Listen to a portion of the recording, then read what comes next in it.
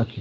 So दोन्ही गोष्टी जसं की हे तुम्ही ब्राउझरचं प्लगइन पण नाही करू शकता आणि बेसिकली आणखी एखादं ॲप्लिकेशन तुम्हाला डायरेक्टली नेटिव्ह ॲप्लिकेशन पण तुम्ही इन्स्टॉल करू शकता. ठीक आहे. त्याच्यानुसार मग तुमचं डेमो पेज वगैरे जस्ट गेट इट हिअर आणि त्याच्यानुसार रन करा. सो याच्यामध्ये कोणाला काही क्वेरी डाऊट API मध्ये मग रन करून पाहिलं इन केस की नाही आणखी पोस्टमॅन वगैरे tool Has anyone ran this one? एक पण नाही, एकाने पण पोस्टमॅन वगैरे नाही डाउनलोड करून बघितलं नाही API.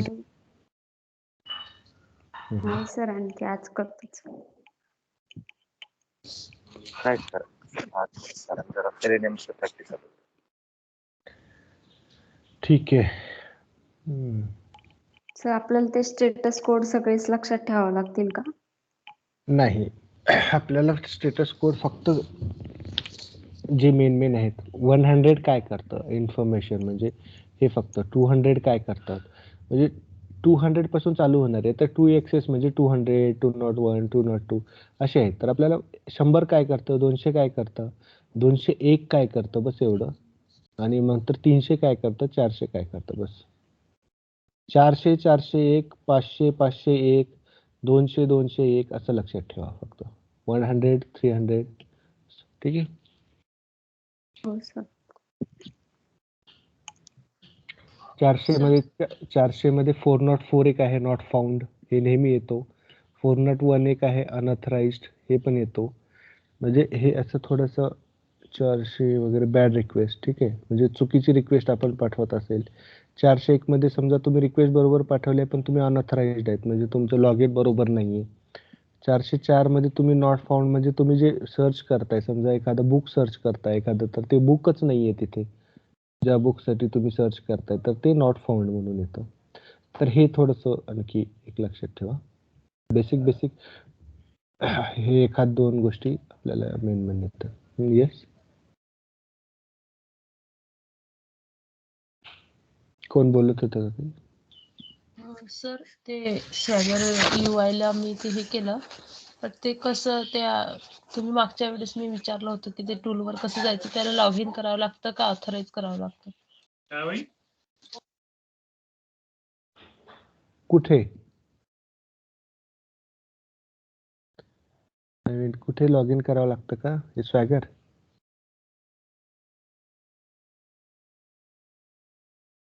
इथे का? हे आलंय करता तुम्ही आणखी एक आता आधीची वेबसाईट ओपन केली होती ना तर ते कशी ओपन होतं?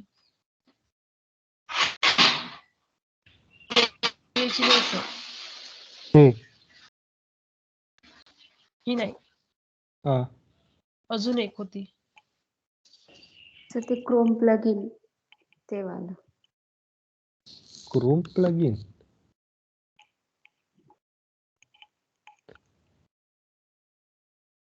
पोस्टमॅन ओपन करायचंय का नेमकं काय करायचंय? याला इन्स्पेक्ट करून म्हणताय का असं काही? नाही सर ही पण नाही. सर ते पोस्टमॅन क्रोम प्लगइन मध्ये ओपन केलेलं ते म्हणत असेल मे बी. हा तीच. पोस्टमॅन क्रोम प्लगइन मध्ये इथे प्लगइन मध्ये तर तुम्हाला इथे जस्ट अ मिनिट. मी आता ओपन केलं ना सर स्टार्टिंगला ते. स्टार्टिंगला ते माझ्या प्रोजेक्टचं होतं ते नाहीये. आणखी कोणती बोलताय दुसरी? हे पोस्टमॅन टूल आहे हे कसं ओपन करायचं ते बोलताय का? हा हेच. ते काल करून बघितल्यावर ते आलंच नाही म्हणून मी.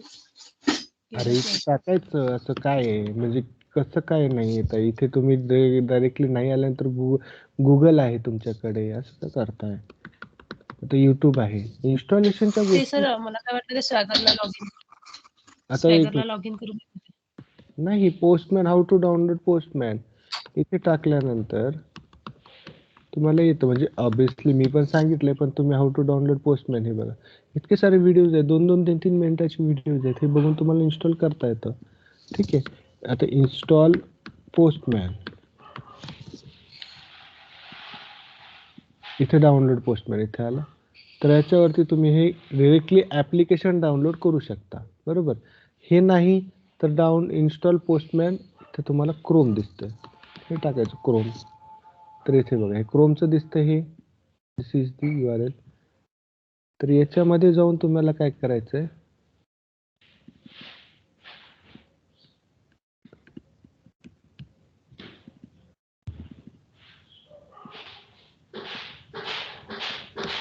तर इथे जाऊन तुम्हाला फक्त इथे इथे तुम्हाला ॲटलिस्ट हे दिसेल इंटिग्रेट म्हणून, त्याच्यावरती क्लिक करायचं आहे, इन्स्टॉल करायचं आहे. नंतर मग परत तुम्हाला ऑटोमॅटिकली दिसायला लागेल.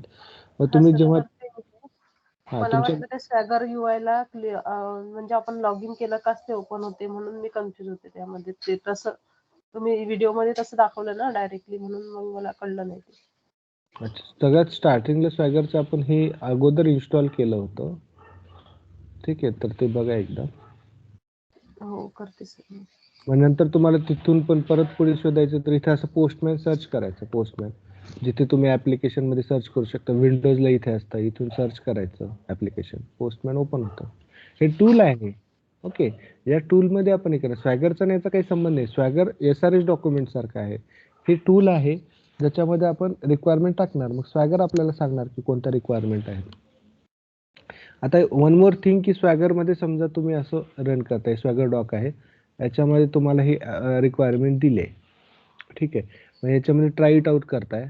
ट्राय इट आउट करून तुम्हाला user name test, user name टाकताय टेस्ट, परत पासवर्ड पण टेस्ट. म्हणजे इथे आपण काय करतोय, रन करायचं बघतोय आणि एक्झिक्यूट करतोय. तर हे एक्झिक्यूट झालं 404. तर हे युजर नॉट फाउंड म्हणतोय. तर लेट्स चेक इट की याच्यामध्ये हे आहे. असं जर व्हॅलिड असेल बुक स्टोअरमध्ये, ठीक आहे, तर याला ट्राय इट आउट आणि एक्झिक्यूट करतोय. तर हे रन झालं, इतके सर्व भेटले. तर आपण काय करू शकतो की हे असं असं तुम्हाला प्रत्येक API समजून दिली जाते. ॲक्च्युअलमध्ये जेव्हा तुम्हाला तुम्ही प्रोजेक्टवर काम करताना प्रत्येक API तुम्हाला समजून दिली जाते की नेमकं काय आहे, त्याचं कंटेंट काय आहे, बॉडी काय, त्याचं काम काय आहे. ठीक आहे. नाही समजलं तर बिंदास विचारायचं. रिअल टाईममध्ये सांगतोय की हे API काय. ते समजल्यानंतर तुम्ही जसं रन करता, इथे सक्सेसफुली रन होते. बरोबर. आता हे काय करू शकतो आपण डायरेक्टली जसं असतं, किंवा हे कर्लचं दिसतंय ना, हे कॉपी करायचं. इथं कर्लच्या ह्याच्यामध्ये कॉपी करायचं. हे कॉपी करून काय करणार, पोस्टमॅनमध्ये यायचं. इथे पोस्टमॅनमध्ये यायचं आणि इथे एक इम्पोर्ट हे आहे ऑप्शन. इम्पोर्टवरती ऑप्शनवरती क्लिक करायचं आणि इम्पोर्ट फ्रॉम लिंक असं. ठीक आहे. Import file, paste raw text इथे इथे या, इथे कंट्रोल V करा इथे. ठीक आहे. पेस्ट रॉ टेक्स्ट म्हणून कंट्रोल करून आणि इथे इम्पोर्ट करायचं. हे कर्लवाली जी आहे ना, तिथे इम्पोर्ट करायचं. ठीक आहे. नेक्स्ट. तर हे बघा इथे झालं हे. तर तुम्हाला ऑटोमॅटिकली आणि फक्त त्याला रन करायची गरज आहे नंतर. हे असं आहे ना. सो सी, एक मिनिट, मी बाकी सगळं हे करतो.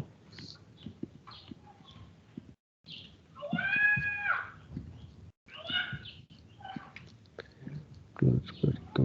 म्हणजे तुम्हाला डायरेक्टली तिकडून कॉपी पेस्ट कसं करायचं ते सांगितलं. स्वॅगर डॉकमध्ये स्वॅगर डॉक दिलेले असतात API टेस्टिंगसाठी. ठीक आहे. आता तुम्ही डायरेक्टली त्याच्यानुसार हे करू शकता. So it's again more easy. तर हे झाल्यानंतर समजा तुम्हाला पोस्टमध्ये, बुक्समध्ये इथे काही जर हे करायचं असेल, site out, user ID 1 2 string, माहीत नाही हे रन होईल की नाही, पण लेट्स चेक इट. अनऑथराइज म्हणजे ठीक आहे, हे आपल्याला ॲक्सेस नाही आहे याचा. जस्ट टू सी आणखी काय आहे. गेट युजर,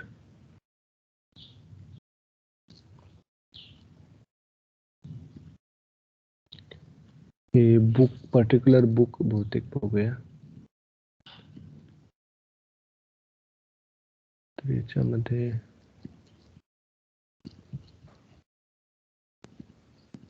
हे पर्टिक्युलर बुकसाठी हे आय डी हे करतंय. Let's check it.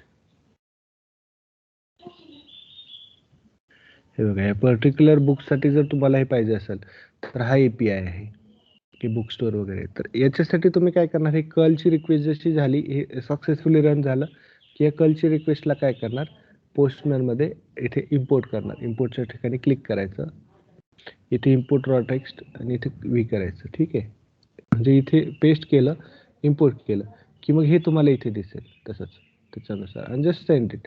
तर इथे रन होतं. म्हणजे अशा वेळी मग इथे काय करायचं, वेगवेगळ्या टेस्ट इथं ID चेंज करून बघायचं, सेंड करायचं.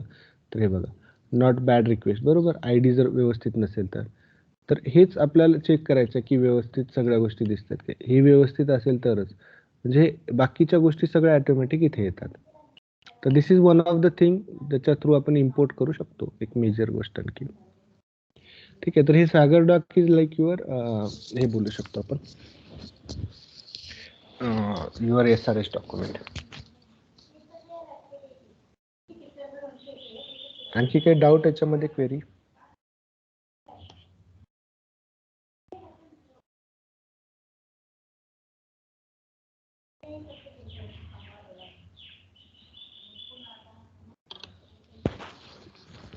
So how is the study going on? प्रत्येकाचा कोणाकोणाचं झालंय मोबाईल वगैरे सगळं, डेटाबेस, मोबाईल, API सोडून?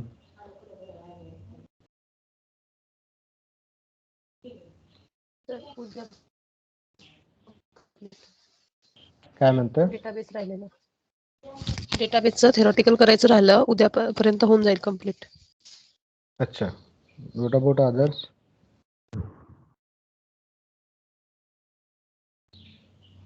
आता तुमचा प्रोजेक्ट झाल्यानंतर डायरेक्टली मग मॉकअप्स.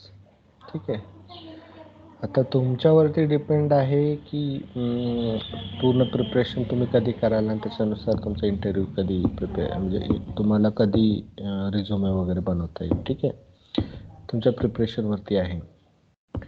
आणि जसं सुरेश सर म्हटले मी तसंच ते फॉलो करणार आहे आय गेस की so for the Monday we are targeting, सोमवारी आपण टार्गेट करतो प्रोजेक्टसाठी, प्रोजेक्ट घ्यायचा. तोपर्यंत मग ज्यांची जर इनकेस सर्वांची फीस आली, so will be starting here only. Otherwise ते एक नवीन ग्रुप ज्यांची फीस आली आहे त्यांच्यासाठीच मग तुम्हाला हे करावं लागेल की प्रोजेक्ट ॲटलिस्ट घ्यावं लागेल. मॉकअप पण त्यांचेच कंडक्ट केले जातात. कारण की सी द थिंग इज की याच्यानंतर हे का करतोय, so it's like basically it's been 3-4 months. तर ते तुमच्या side, I don't like this thing की म्हणजे आपल्या साईडने आपण क्लिअर राहिलं पाहिजे, म्हणजे या गोष्टींमध्ये काय प्रॉब्लेम येत नाही. We are talking about 50-60,000 per month. तर त्याच्यासाठी या गोष्टींचं हे नाही आलं पाहिजे, अडथळा नाही आला पाहिजे. Sir I know there are problems, पण प्रॉब्लेम्स आहेत म्हणूनच ते इन्स्टॉलमेंटमध्येच पे करायचं असं ठरलेलं होतं. 2-3 महिने त्यासाठीच दिलेले होते. पण आता त्याच्यामुळे काय होते की I just teach here, okay, पण त्याच्यामुळे काय होतं की I am not able to teach to everyone. ते रिस्ट्रिक्शन्स येत आहेत. So do that. ठीक आहे, मंडेला मग परत बघूया. जर सगळ्यांची आली तर ठीक, नाही तर मग ज्यांच्यासाठी आले मग त्यांच्या वेगळा ग्रुप करून त्यांच्यासाठी मग ते प्रोजेक्ट, आणि तिथूनच त्यांचेच मॉकअप वगैरे कंडक्ट केले जातील. Resume preparation this is not it, okay. याच्यामध्ये फक्त इतकंच हे नाही आहे, फक्त learning is not the thing. Resume preparation तुमचं व्यवस्थित झालं पाहिजे. रिझ्यूम जे बनवण्याची हे आहे ते व्यवस्थित झाले पाहिजे, तरच तुम्हाला वेगवेगळे कॉल्स येतील. How we prepare the resume, that is most important. मग त्या रिझ्युमेवरती तुमचा प्रोजेक्ट काय टाकायचा, क्लायंट काय टाकायचा, त्या सगळ्या गोष्टी इम्पॉर्टंट आहेत.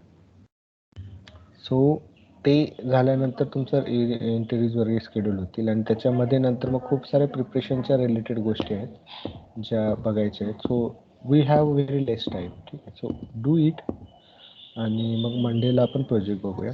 One more thing I wanted to add you guys की इथे okay, so this is the एक API टेस्टिंगचं इंटरव्ह्यू क्वेश्चन्स म्हणून असेल. हे खूप टफ डॉक्युमेंट आहे, असं लक्षात घ्या की तुम्हाला याच्यामधनं जे समजते फक्त वाचायचं आहे. क्वेश्चन्स आहेत, त्याचे आन्सर्स आहेत. नॉट नेसेसरी की तुम्ही बाकीचं जे शिकवलं आतापर्यंत API टेस्टिंग केलं आणि तुम्हाला जर समजा वाटलं की हे बघायचं, तर हे तुम्ही क्वेश्चन्स वगैरे ह्याच्यात बघू शकता. डेडिकेटली कसं आहे की API टेस्टर्स असतात ज्यांनी की पूर्ण 3 वर्ष API टेस्टिंग केली आहे, असे पण असतात. पूर्ण 3 वर्ष त्यांनी डेटाबेस टेस्टिंग केलं असं पण असतं. म्हणजे त्यांना खूप जास्त. आपण काय सांगितलंय मॅन्युअल टेस्टिंग. सो आपलं बेसिक आपलं एपीआय टेस्टिंग आणि डेटाबेस टेस्टिंग हे बेसिक ठेवलंय आपण. म्हणजे इतके डीप आपण हे नाही केलं की आपल्याला काय आपण टेस्ट करतो, रिक्वेस्ट रिस्पॉन्स टेस्ट करतो, दॅट्स इट. ठीक आहे. जर समजा त्याच्यामध्येच तुम्हाला एपीआय टेस्टिंगमध्ये खूप जास्त तुम्हाला इंटरेस्ट असेल किंवा तुम्हाला हे करायचं तर हीच डॉक्युमेंट यू कॅन रेफर. हे इंटरव्ह्यू क्वेश्चन्स वगैरे आहेत तर हे एकदा रीड करून घ्या. ठीक आहे. हे पण तुम्हाला डॉक्युमेंट मी शेअर करतो. हे नोट्स तर शेअर केलेत right?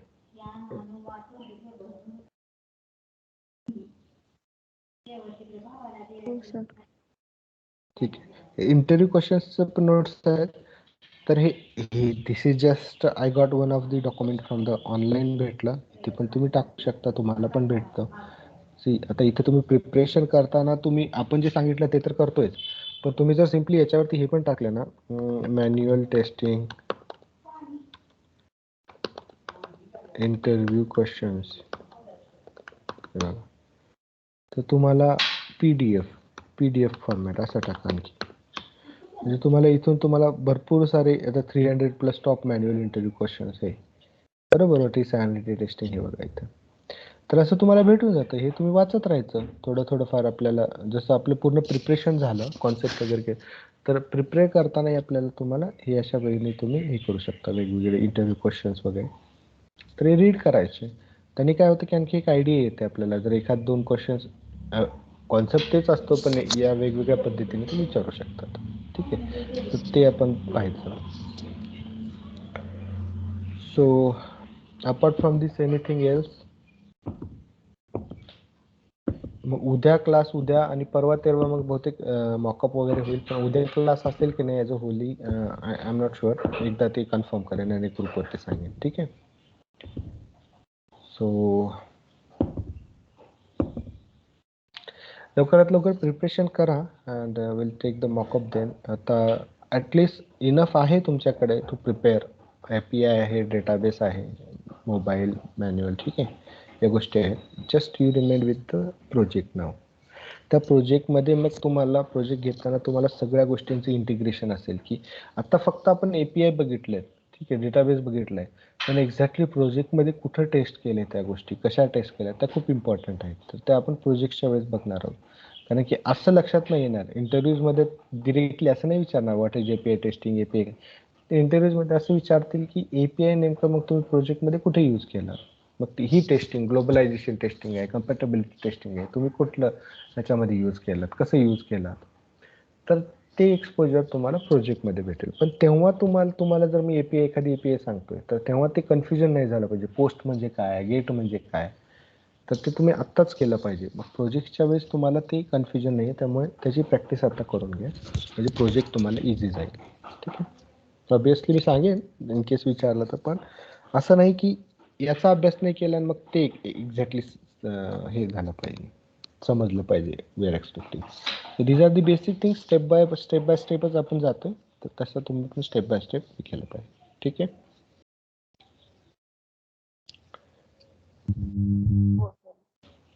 Anything else you want to discuss? काही इश्यूज, काही क्वेरीज वगैरे तुमच्या?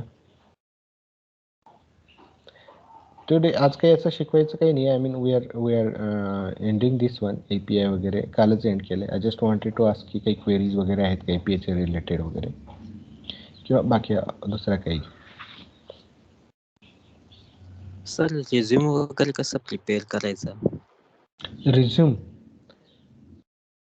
रिझ्यूम तर आम्हीच प्रिपेअर करून देतो. So resume preparation will be done by us. कारण की ते तर दिस इज मग ते रिझ्यूम म्हणजे जनरली कसं असतं रिझ्यूम प्रिपरेशनसाठी ॲज अ एक्सपिरियन्स तुम्हाला ते माहीत पाहिजे रिझ्यूममध्ये काय टाकायचं. मार्केटमध्ये समजा 2-3 हजार लोक तर आरामात जॉब शोधत असतात. मग त्यांच्यामध्ये तुमचाच रिझ्यूमे का वर आला पाहिजे. जर मॅन्युअल टेस्टिंगची रिक्वायरमेंट असेल एखाद्या कंपनीकडे त्यांनी सिम्पली मॅन्युअली टेस्टिंग टाकलं तर एक 2-3 हजार रिझ्यूमे येतील. बरोबर. मग तुमचाच रिझ्यूम का सिलेक्ट व्हायला पाहिजे. तर त्यासाठी रिझ्यूम तसं बनलं पाहिजे. तसं रिझ्यूममधले कीवर्ड्स असतात काही कीवर्ड्स, ते प्रत्येक कीवर्ड्स इन्क्लुडेड असलं पाहिजे. तर अकॉर्डिंग टू दॅट मग आपण पाहूया. प्रोजेक्ट झाल्यानंतर तुमचं प्रिपरेशन झाल्यानंतर मग रिझ्यूम प्रिपरेशन असेल.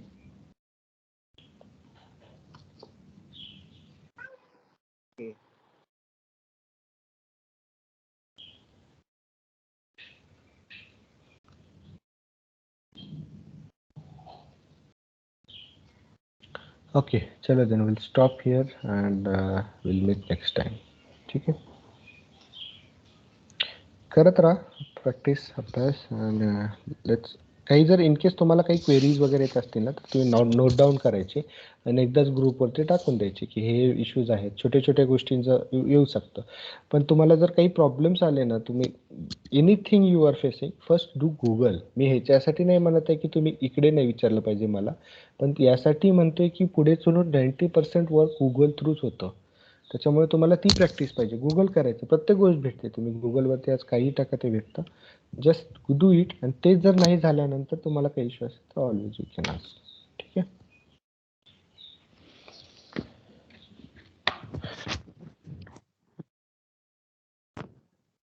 चलो थँक्यू. Good bye.